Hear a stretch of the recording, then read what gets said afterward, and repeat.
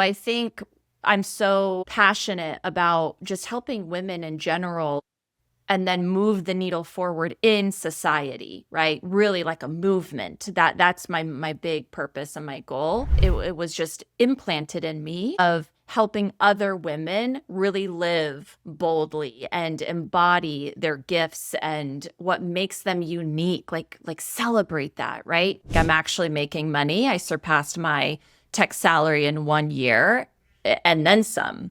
And so I was like, okay, this is not like a cutesy little side hustle business anymore. Like this is a legit business that we need to take seriously. Welcome to Blisstopia podcast. I'm your host, Mercedes Castellani, life purpose coach, business owner, and your spiritual guide on all things mindset, manifestation, and purpose. This podcast is a space for deep reflections, meaningful conversations to help you expand your mind, dive into the depths of your soul, and create a life that makes you feel alive.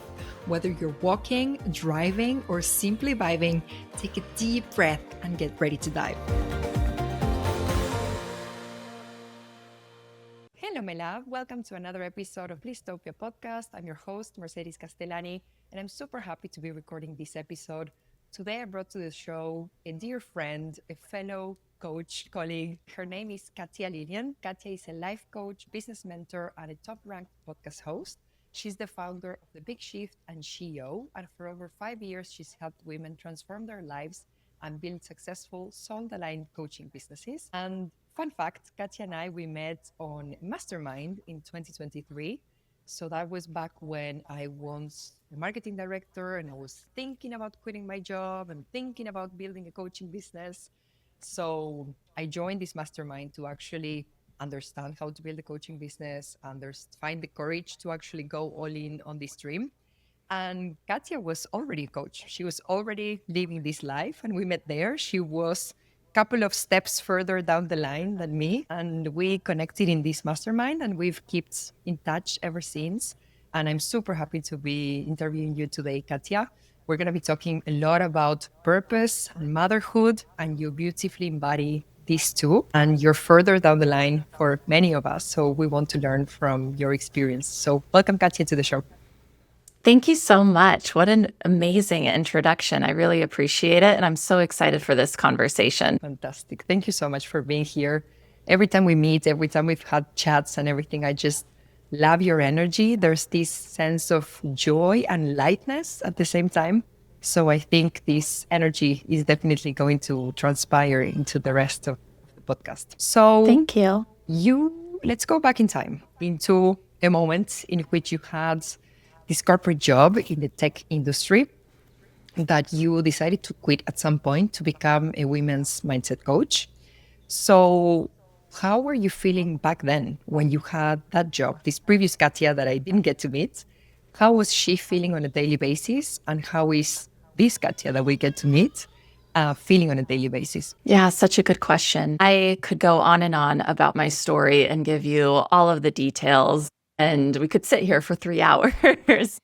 But to give you the cliff notes, I always felt this internal pull to obviously go all in with coaching, but I had a deep-rooted fear of money and can I actually make this happen on my own? No one around me was an entrepreneur, so I was just really afraid. I was deeply, deeply afraid of going all in on myself and making this happen.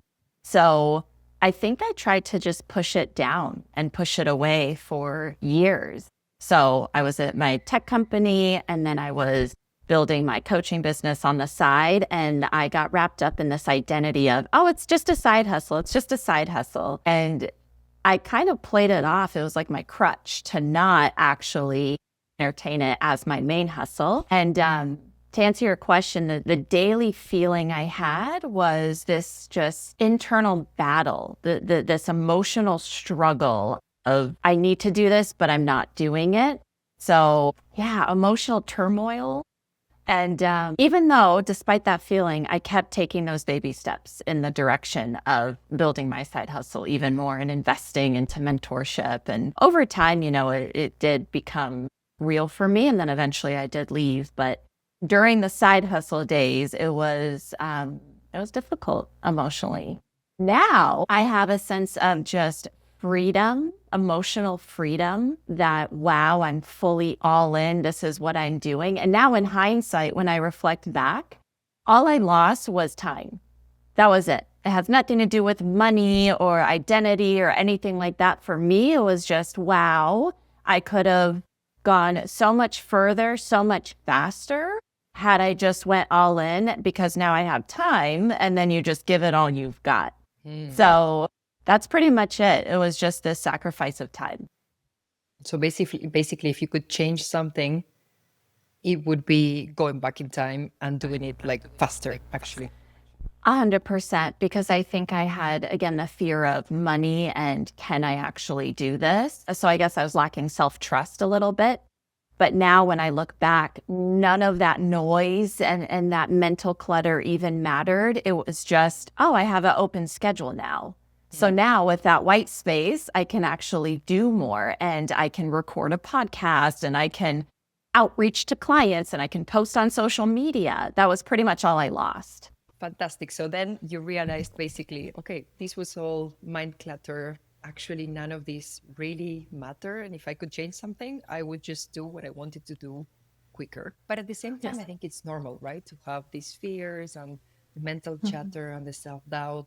It's part of the process, and it will always appear more or less, but I think it appears for everybody. I don't think I Yeah. know a person that said, you know what, I'm going to change my career completely, and they just do it from one day to the other, no questions. We will Yeah. always have those fears. We will always have that self doubt.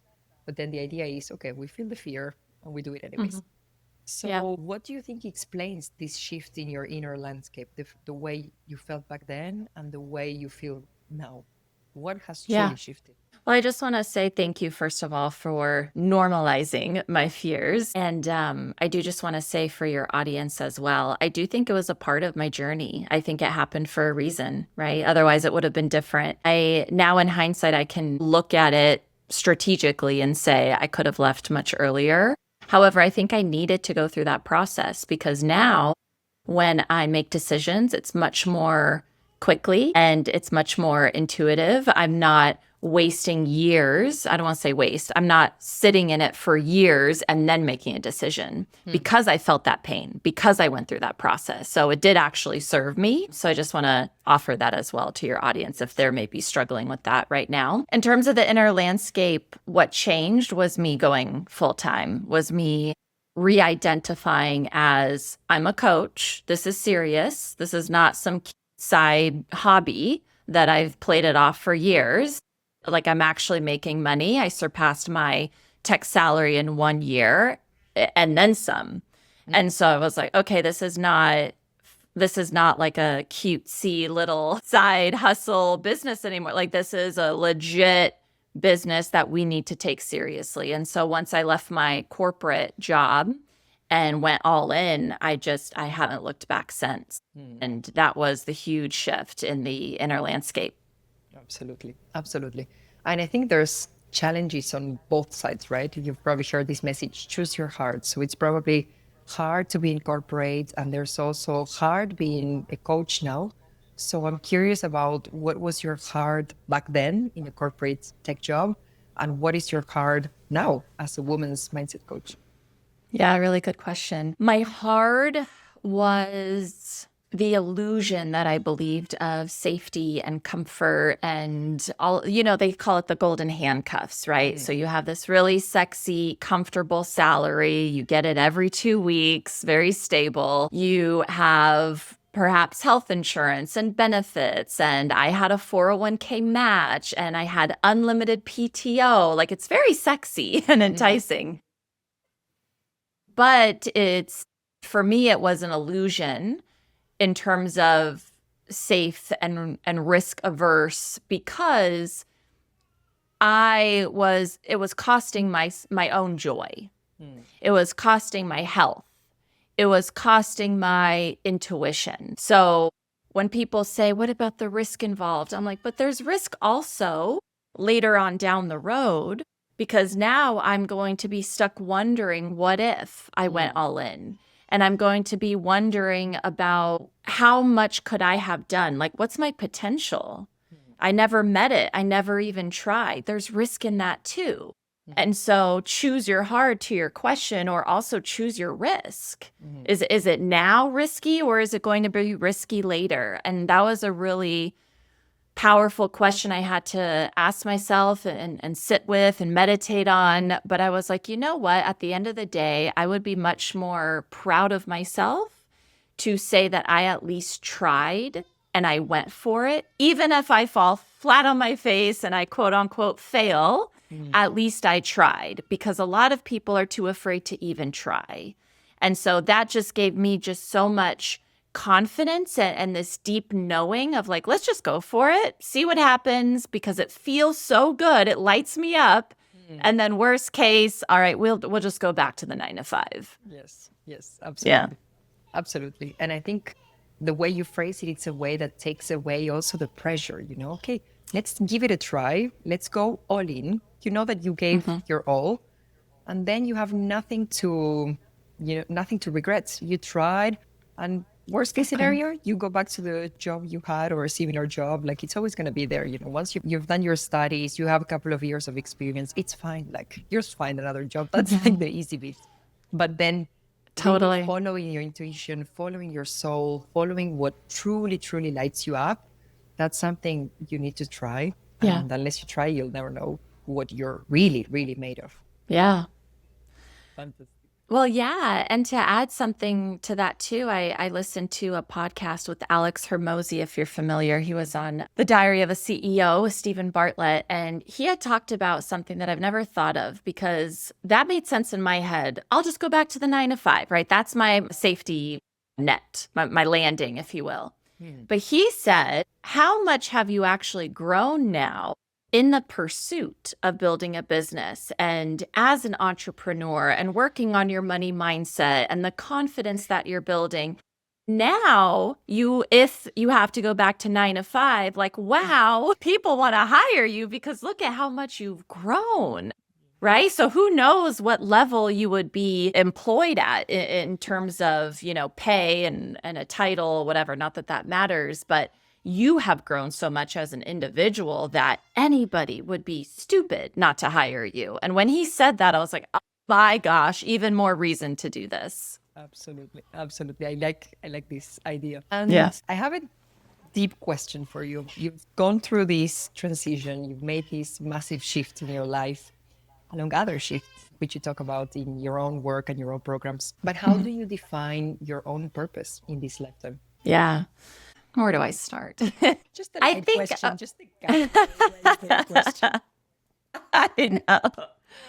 No, it's a good, meaningful one too. I guess 2 parts. My purpose before a baby was, I would say, women as a collective moving the needle forward. So I grew up with a mom she was born in Germany. German was her first language. She did not know English when she came to America when she married my dad. So let's call her a first generation American German citizen here. I just saw a lot of her hardship when she came here and tried to adapt to the US society and norms and expectations that were put on women.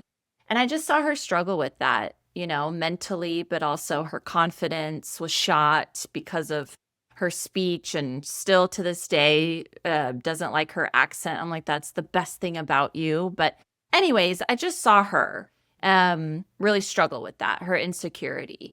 And I think as a young girl, seeing that and witnessing that, it was just implanted in me of helping other women really live boldly and embody their gifts and what makes them unique, like celebrate that, right?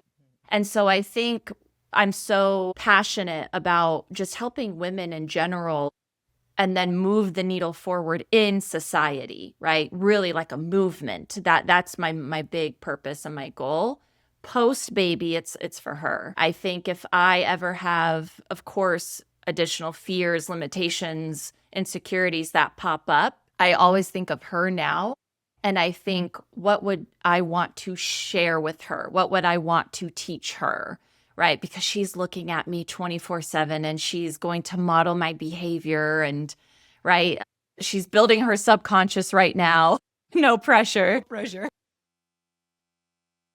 But I really do think of her now. So before it was women as a collective and my mom being the root of that inspiration, but now it's even more so for my little girl, for my daughter, and helping her grow up as best as she can with confidence already, with self-trust already, knowing what intuition is, knowing how to meditate, like all of that stuff from a very young age. So long-winded answer, but yeah. So beautiful. So beautiful. But it's beautiful because then in the beginning you started doing this for this female figure in your life, and now you're doing this for Yeah. this little female figure in your life. Yeah, And totally. in the middle of that, there's so many other women who are benefiting from your work, your wisdom, the shifts that you're able to create in people, the businesses that you support. But it's so beautiful how it's all rooted in women uplifting women, women growing together. Your purpose shifted, but in a sense remains the same. It seems. What would you say? Do you think it's evolved? Do you think it's shifted? Do you think it got stronger? So what happened with, you had a purpose, you had a certain business. What happened with motherhood? What did motherhood do in your life, your business, your sense of self, your purpose? It's a very open-ended question, but I'm curious on Yeah. what happened when your baby Amalia got into your life. Yeah. Well, you already said it. My purpose got so much stronger. I knew deep down years ago when I even started coaching that this was it. It lit me up. I had a fire in my belly, like all of the emotional and energy and intuition pieces were there, fully aligned.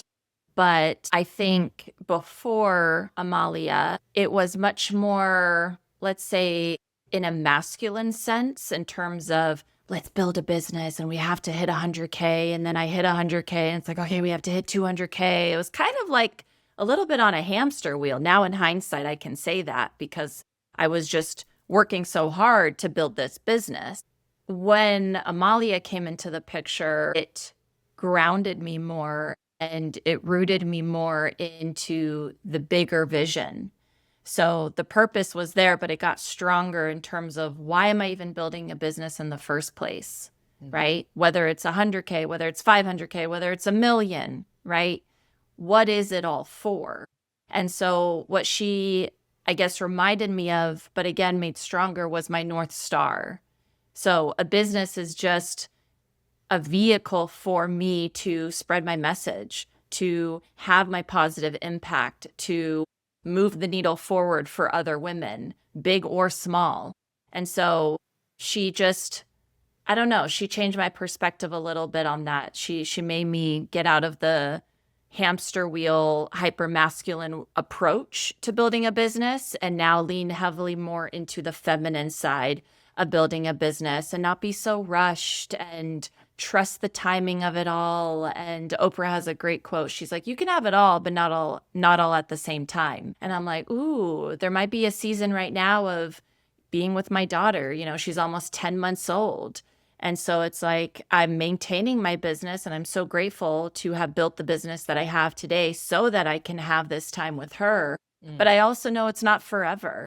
And so I really want to be with her and as present as possible while still growing the business, but in a much, how do I explain it? In a much more, it feels much more ease and effortless. Like now here, I'm on your podcast. I have one other call today and that's it, right? Everything else is white space.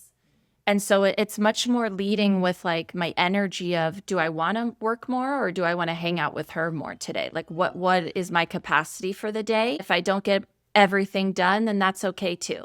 I trust that it'll still be there and I can work on it tomorrow or next week or whatever it is. Yes, it's allowing to have more flow, go with a lot more ease instead of just like Totally. pushing. With the child, I think even with pregnancy, you know, the pregnancy, the body's changing, so many things are happening. And then the child is there, so many things are changing. The baby needs you, especially in the beginning, a lot. So it's like, okay, allowing everything, both baby and the business, just go evolve and let everything be. like a little bit more fluid, more Mm-hmm. watery instead of so Yeah. solid and rigid sometimes. Mm-hmm. Totally. So how do you juggle between these two things that are very important for you, your purpose, your business, and your baby? How Yeah. do you do it all? You've talked about this fluidity between Mm-hmm. things, but how do you do it? Well, if I'm being honest, we're still figuring it out. I don't have a perfect process or system, and I don't think I ever will be. And I think there's finding comfort and safety within that, right? Within the unknown, within the ever-changing seasons and chapters. Because, funny story, when I first found out I was pregnant, which was last March, I went into, again, like go mode, hyper masculine mode of setting myself up and my business up for maternity leave because I was like, oh, we don't get maternity leave over here. We have to build it out ourselves if we want something like that. So I'm very happy to say I was able to build out a 4-month maternity leave, but that is all that I had in my mind. I was like, okay, once I have a maternity leave, I'm good after 4 months and everything will go back to normal. Haha, joke's on me. Because month 4 came around and I was like, now what? What do I do now? And it was crazy. Like this realization hit me. I was like, I have a tiny human that I have to watch for the rest of my life. So that's cool. Yeah, I don't know. Just reality hit me after 4 months of like, oh, okay, I have to go back and record podcast episodes. And okay, I have to make sure I keep one-on-one clients and renew them. Or if not, outreach to get more clients. And oh, I still have my programs that I need to launch. And right, like the work is still there. And so for me, that was hard because I always say my business was my firstborn. So before Amalia, I always told everyone that my business is my child. And I'm very proud of the blood, sweat, and tears that I've poured into it. But there is a moment where I had to realize now Amalia is my child and I do have to let go. Like emotionally, I have to let go of my other child, which is my business. And that doesn't mean retire my business or quit my business, but it does mean I need to have some space from it Yeah. because most of my time now is consumed with Amalia. And so that was really hard for me. I think I mourned that a little bit and there was a grieving period. And I don't talk about that a lot because I didn't know what was happening until now. After the fact, I can verbalize it and articulate it. Yeah. But yeah, that was hard. And then that also obviously translated into my marriage in terms of, I have to sacrifice more as a mom.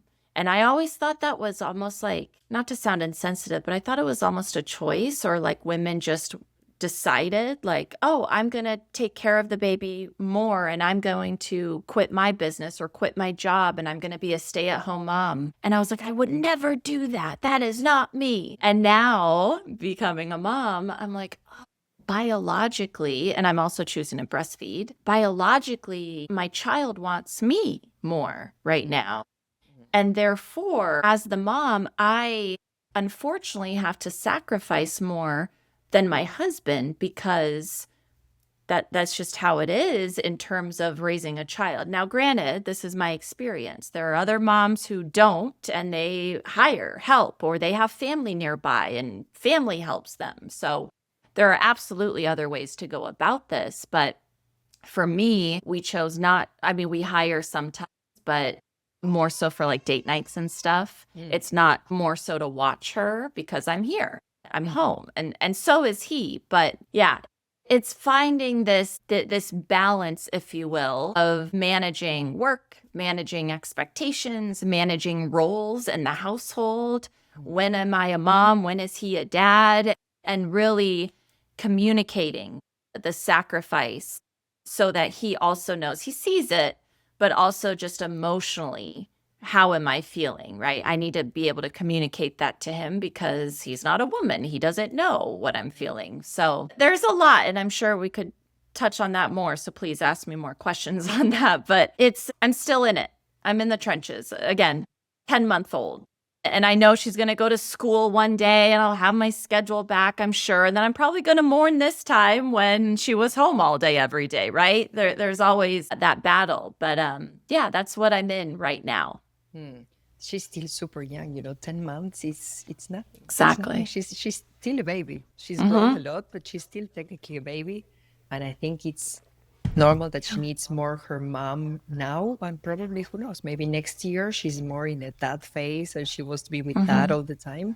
I've seen some children that go from like mom period and then dad period, and maybe then your husband will have to be there and be more and more present. And then I think it's also a choice. This is so different for every woman.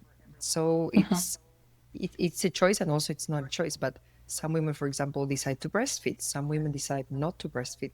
Some women wanted to breastfeed, but they can't because there's not enough milk or whatever.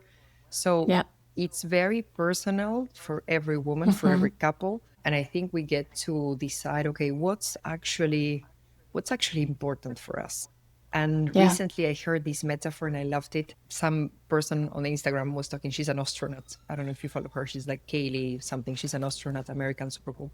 And basically she was talking about the fact that some balls in our life, we're juggling different balls, right? But she was saying some of those balls are made of crystal and some of those balls are made of plastic. So some of those balls we need to be extremely careful with because they fall and they break. And some of those balls, like, I don't know, how tidy is our home or whatever, some parts of our business, it's plastic. Like you let it bounce a little bit, you put it on pause a little bit. It's just going to stay there. It's going to bounce back and it's going to be okay. But we need to take care of the crystal balls. And I think having a little girl who's only 10 months sounds like a crystal ball to me. Yeah. 100% agree. And that's a really good analogy. So thank you for sharing that. To your point, it's almost like prioritizing the crystal ball versus the plastic and letting the plastic ball kind of fall to the wayside and understand it's not that important. And that's exactly why I chose to breastfeed.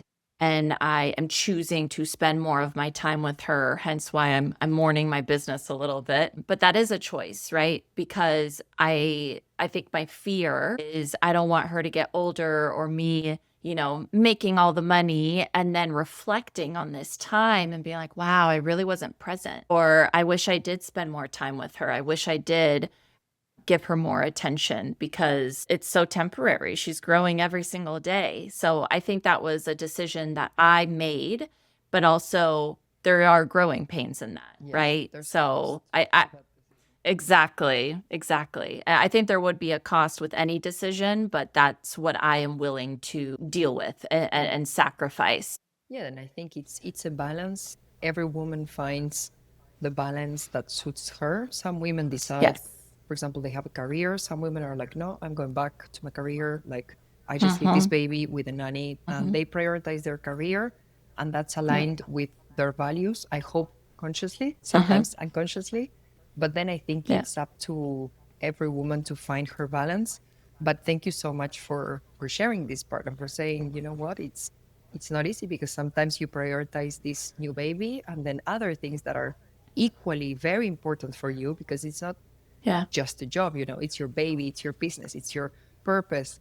And then other things that are equally important for you, sometimes they're going to be, okay, we're still doing them, but not at the same pace as before or not with the same, whatever, intensity as before. And I can imagine that it's hard. I mean, we put so much love, so much passion, so much care into our businesses. It can never compare to a job because this is like your hours, your creativity, the issues that you've overcome, the challenges that you've overcome.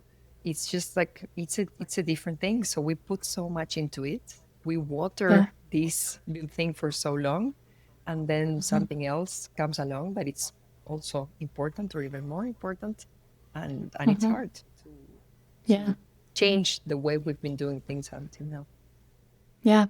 Well, yes to everything you said. Two other things came up for me as you were talking. One, I also just need to note and mention that there is a lot of privilege in my situation to even choose to be home with my daughter while still maintaining my business and making money.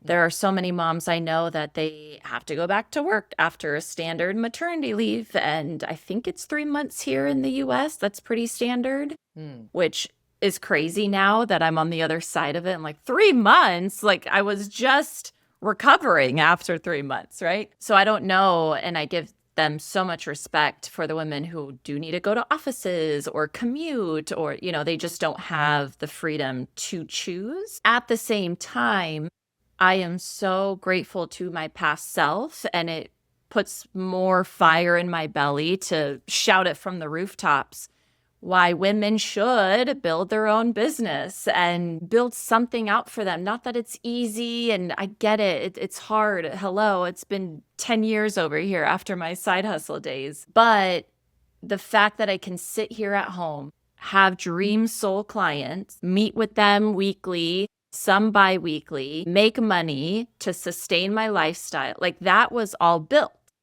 by me to put myself in a situation like this where I do have freedom, where I do have the choice, where I do have the means to stay at home with my daughter. So if anything, I just hope someone listening to this, it inspires them to even want this more because of the choice, of the freedom that you do gain from building a business. And maybe if it's not even building a business, but something that is aligned truly with your soul. Right? Because otherwise you're going to be stressed. And that also is brought down to her as well. She sees that. She feels it energetically. Absolutely. And I think, well, many of us, when we build a business, we want freedom, right? It's a main value for many of us that we share. Yeah. And I think actually that freedom is I can do whatever I want to do when I want to do it, with whomever I want to do it. That's freedom. And I think maybe in our 20s or early 30s or whenever we become a mom, that means, okay, fantastic. Now I can go to Bali. Now I can do this trip. Now I can visit my parents. And then at some point you become a mom. And what you want to do with that freedom is actually just be with your child and be happy with your child, take care of your child. So it's the same freedom that we've built this business for the freedom, for the impact. But now with that freedom, we do two completely different things. And it's also beautiful that, that having a business can support those choices. Maybe at some point it was the fantastic trips around the world. At some point is spending more time with your babies, being in the office, knowing that they're right there and you can be with them in a second. And maybe at some point it's going to be something else. But it's the same freedom and we just use it in different ways. Yeah, 100%. That was always the goal from day one, is building a freedom-based business completely on my terms. And when I got pregnant, that really forced me to revisit my business and think, how can this business work for me? Because my deepest fear was always thinking I needed to sacrifice my business completely in order to become a mom versus doing both. So basically, instead of or, replacing the word with and, I get to have both. But in that belief shift, how do we now build a business that supports that type of lifestyle, being a mom and a coach? And so during my entire pregnancy, I really revisited my systems and my schedule and my offers and right. So specific example, my one-on-one clients, I used to always do 6 months. And then it was for the first time ever, I was like, how about a year?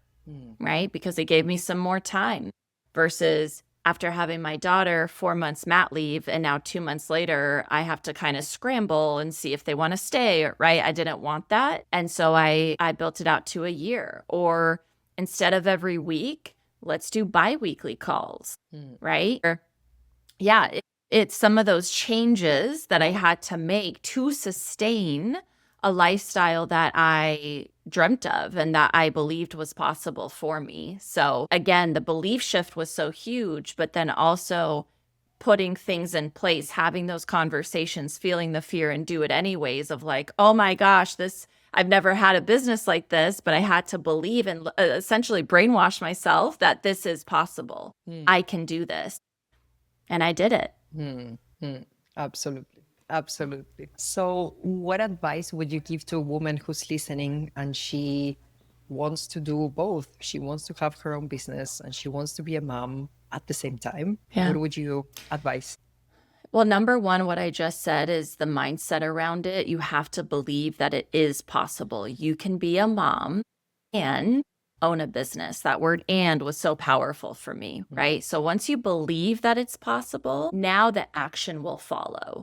And so you do need to look at your schedule. I live by my calendar. I had to look at my schedule and now think what would feel good for me to have a business, number one, when my time is not as available anymore.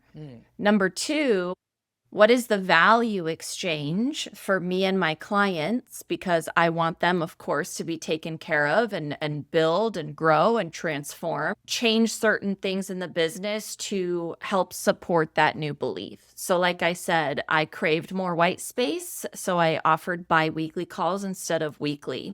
I still offer unlimited voice notes and texting in between.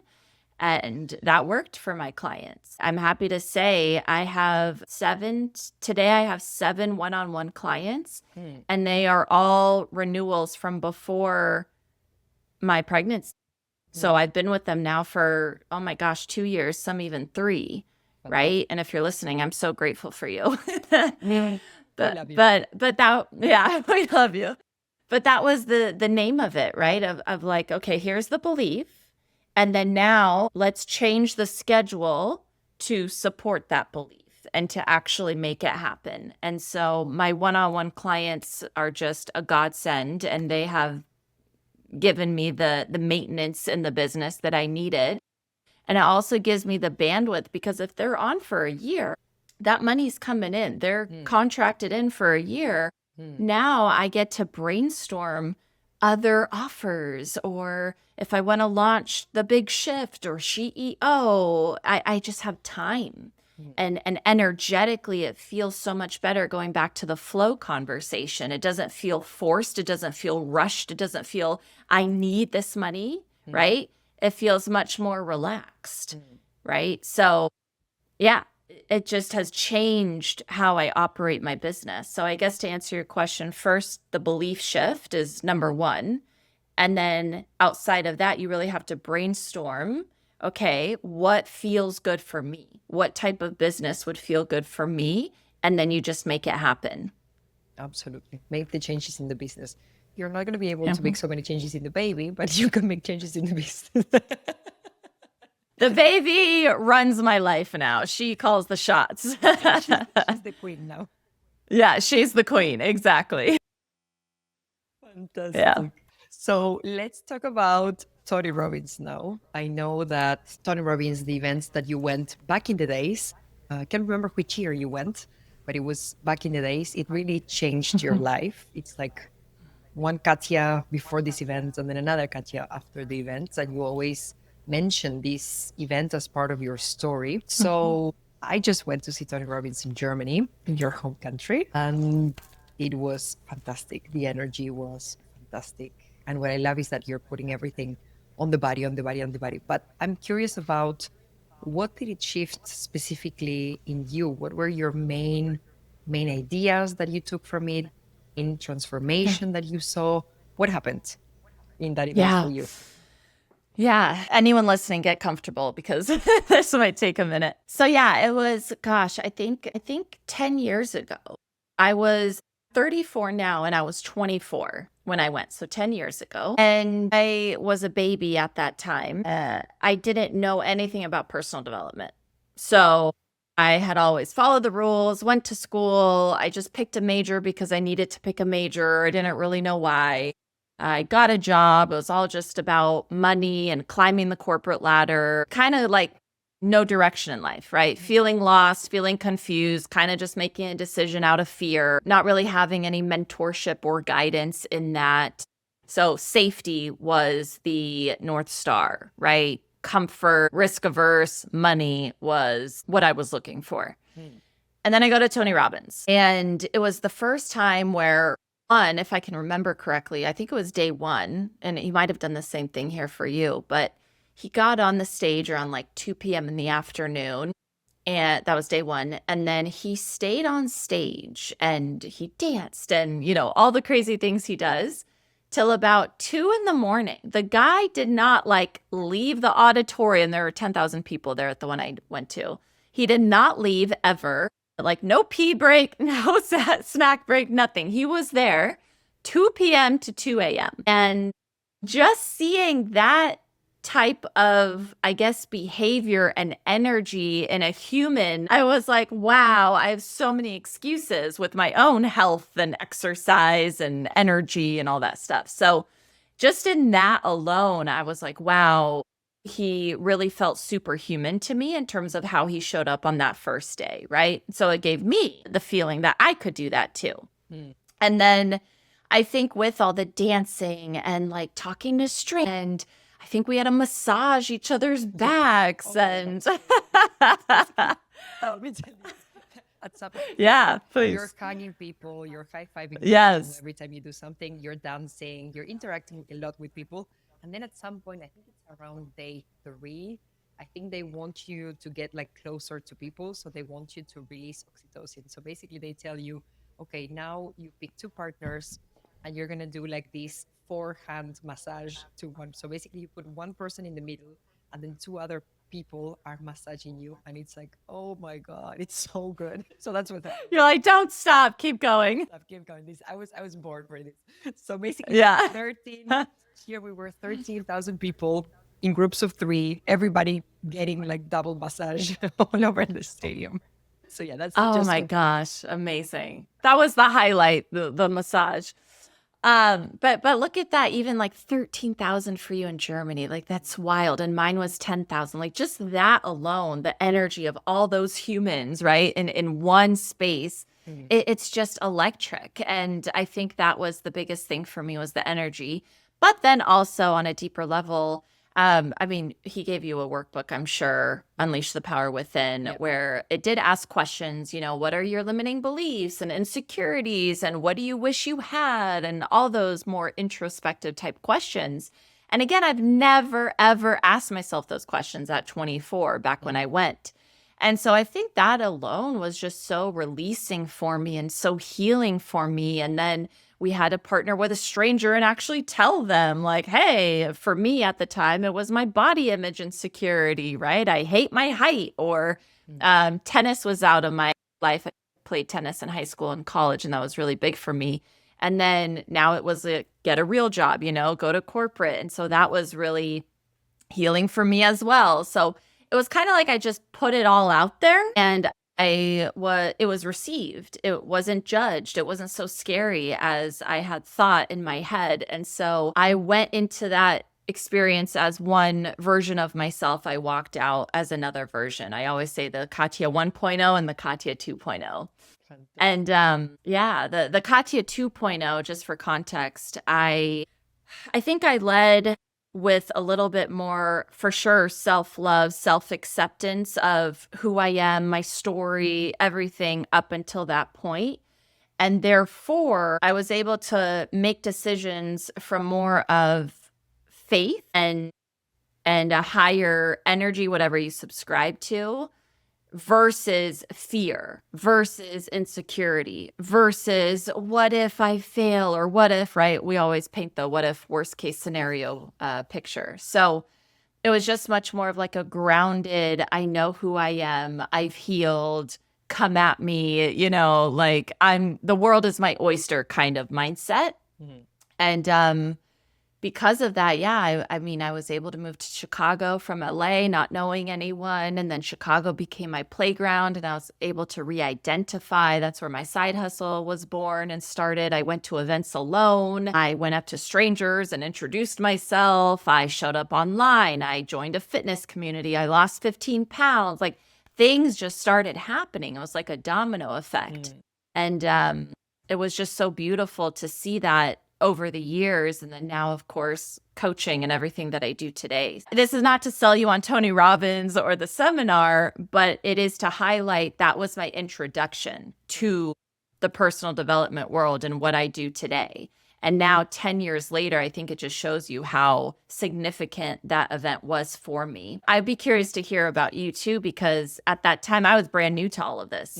But you obviously, this is your work already. So I don't know if it was as crazy and expansive for you. So I think, first of all, I think you were so lucky to do this at 24, because then it's like, okay, one pivotal moment at 24, and then the whole trajectory of your life changed. Have you ever thought what would have happened if I wouldn't have gone to this event? Where would I be 10 years down the line? I don't even want to think about it. I'm glad that I don't want to think about I'm it. glad that we're on this timeline, that you went to the event and we're meeting. Yes. Yes, totally. Yeah. Yeah, for me it was, yes, to me, I think since I was a teenager, I've always been into self-development, psychology. I actually hesitated when I was 18. I hesitated between studying business and psychology, because I've just always been so thirsty for everything that it's first the human mind, now the human soul, but it's always been in my mind, in my heart. So I started reading, and then, yeah, I think it got quite intense, I would say, since my 27 years old. I'm also 34 now. So since my 27 years old until now, it got very, very, very intense with spirituality and yoga, meditation, and all sorts of spiritual things and coaching and everything. So I'm quite well versed in the topic, as you are now. So I think for me, in terms of the ideas, the messages that he shared, none of them were massively groundbreaking. So limiting beliefs, my clients work with limiting beliefs, I work with limiting beliefs. Some of the ideas weren't so crazy. For me, what truly shifted, there were some concepts that were interesting. I'm taking home and I'm applying those things, but I'm quite well versed in the coaching space. So it wasn't so groundbreaking for me in the theory. Now, what I did take home is the body, because the way he teaches is basically one idea, one message, and then back to the body. One idea, back to the body. And I think up until now, I've been maybe quite intellectual about change or quite spiritual about change. But if I really, really, really think about it, the big shifts that I've done in my life, it's been through static dance, through moving my body, through understanding certain things, certain emotions, processing things in the body. And of course, we hear about nervous system regulation and all of these topics. Yes, the fire walk, because I remember you had to say cool moss before you walked over, and you really had to visualize yourself and feel the power, to your point, in the body, feel the strength to walk across the fire. And I think there were some people that got burned in my... In yours? Yes. Yeah. I don't want to say bad, but people were complaining about it. They're like, oh my gosh, like I have burns on the bottom of my foot. And I had nothing. I was like, oh, it's your mindset. You need to work on that. But yeah, it was intense. When we were going, sorry to interrupt, when we were going to the firewalk, I was like, okay, I'm doing this thing and I'm going to do it. I don't know if I trust me doing this thing, but I'm going to trust the methodology that it's going to allow 13,000 people to do this. So I trust the methodology, and I was like doing my yes, all the conditioning that you need to do in order to do this. So I was like, yes, like really focused, really there. I was like, okay, I'm just gonna do the method, the very best. Let's see what happens. And basically, then I found some group of Spanish guys. They were like on their phones chatting, and I was like, guys, like you're not. I didn't say anything, of course. I was like, I'm just gonna go far away from these people. I need to be focused on my thing. I'm about to walk on fire. Like we're not playing here. There were people on their phones, like not necessarily in a high state. So then, of course, if you're in your phone, you're wasting your energy actually. Then maybe something can happen. But in my case, same as you, I didn't feel anything. I didn't even feel like the hot sensation. I just felt like I was walking on earth. I had nothing on my feet. Everything was just magic, pure magic. Yeah. Wow. Yeah. Same exact experience. And I know exactly the people that you just talked about in terms of them not really paying attention or not really giving it their all. And on their phones. I also had to distance myself from people that I was around of like, no, they're not going to ruin my experience. I need to separate myself. So that's good that you did that, because I think you get more out of the experience that way for sure. Absolutely. Absolutely. Absolutely. And also for me, one of the key things here, at some point he talks about two core fears that everybody has. And he was saying one of those fears is I'm not enough. And the other fear is that because we're not enough, we might not be loved. And to me, that was very deep, and also gave me compassion with myself, with other people, that everybody has those two fears.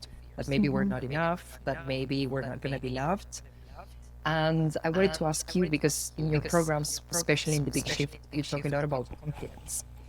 And I'm curious, with your journey and how you've built up the confidence, what advice would you give to a woman who sometimes has, these limiting beliefs that I'm not enough, I might not be loved, who feels insecure, doubts herself? What advice would you give for a woman who wants to develop her confidence? Yeah, that's a good question. Two-part answer for you. One is more so the energy around it. So I always tell my clients, give yourself some grace and compassion for even feeling this way, right? We don't want to judge ourselves. We don't want to be hard with ourselves. I always think of like my inner child, or, if I had a younger sister, how would I talk to her about this type of sensitive subject? So that's the energy around it. I think secondly, and more strategically, a lot of us don't feel good enough because we picked it up somewhere along the way. Was this, did someone say something to you at the playground? Or did your parents say something to you, even if it was a joke, quote unquote, or something, or multiple things along the way have reinforced this belief/fear that you are not good enough. And so I talk to my clients and we essentially dissect where that actually came from. And more often than not, you understand, or they understand, it's actually someone's opinion, right? Just again, a parent's opinion, or some bully, or some insecure girl, whatever. They said something. And it could be about how smart you are, or the way you look, or the way you dress, or what you own, or whatever. And they just say something stupid, or they say something hurtful, or they say something mean. And at such a young, ripe age, that can absolutely hinder your confidence. And so you have to go back to those memories, to those experiences, and understand like, oh, that's actually not true. That's not a fact. It's not absolute truth.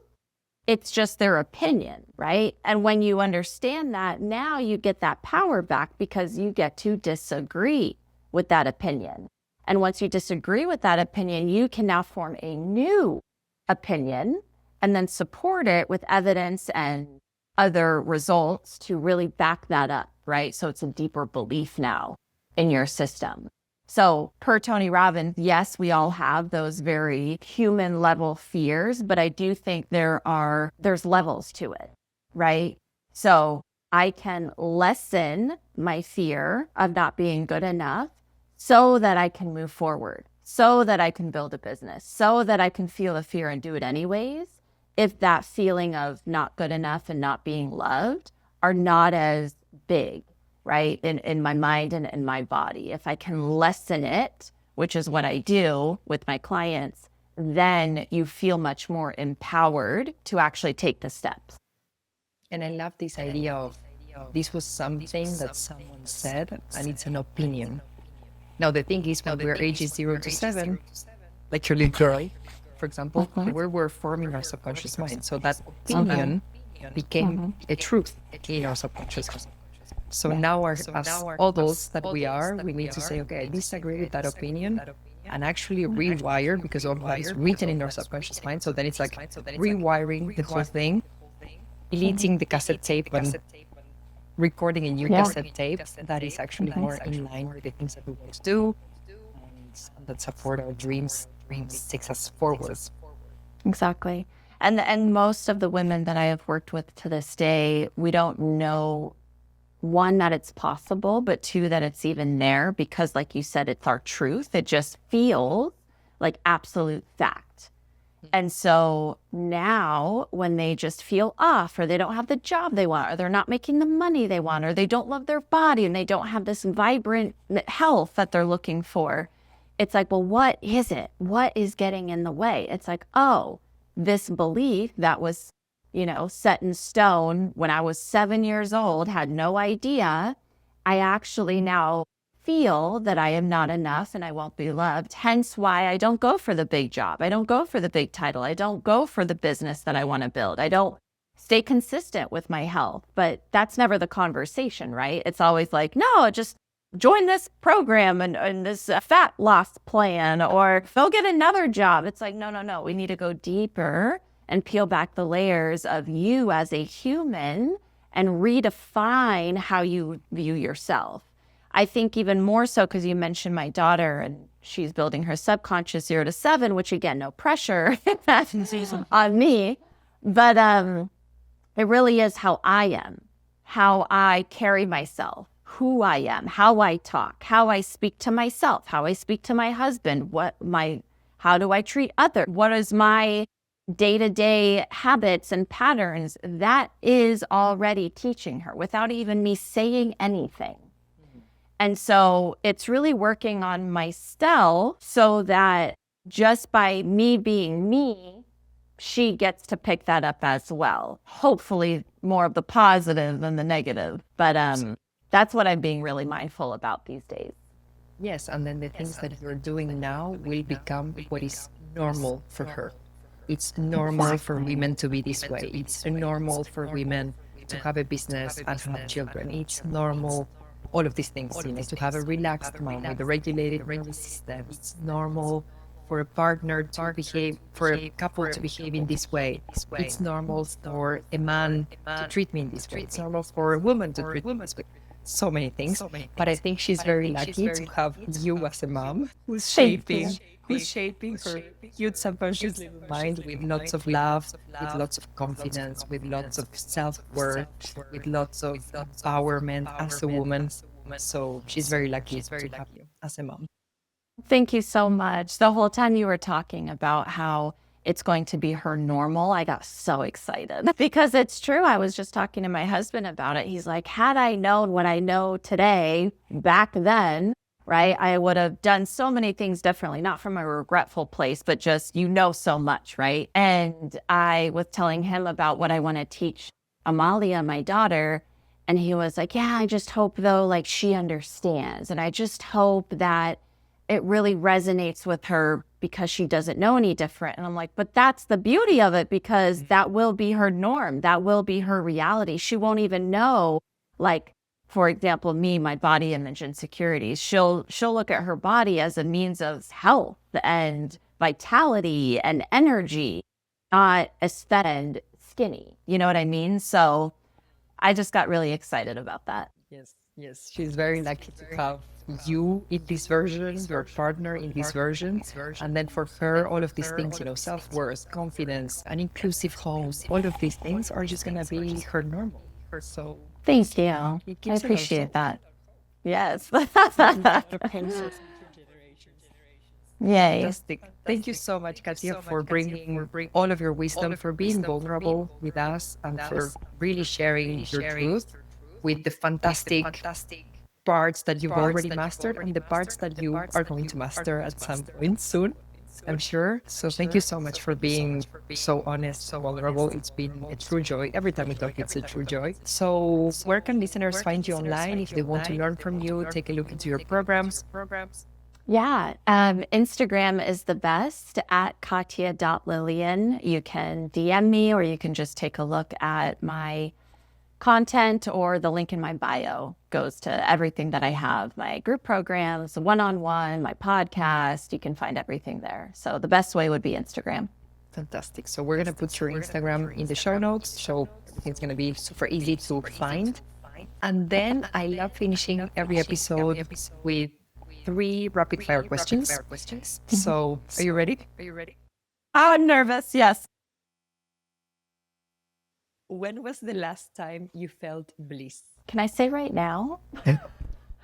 On this podcast, honestly, right now, I just feel like this conversation with a very like-minded individual who is doing the same thing in her space, having these conversations, talking about my daughter, me being honest, not pretending or having a mask on, like it's just me being me, is my bliss. So I would say right now.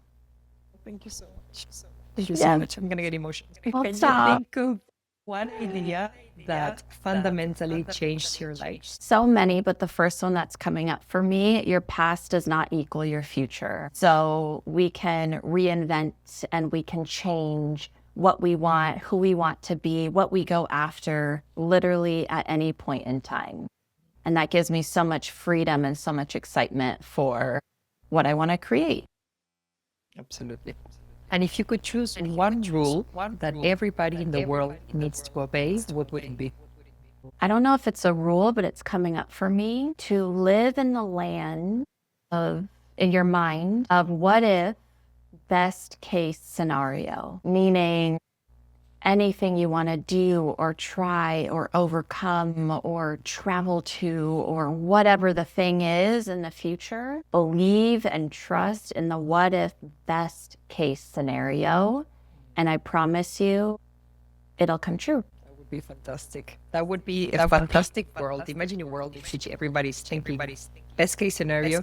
There would be so many more couples, so many more marriages, so many more pregnancies, so many more new businesses, so many more new things.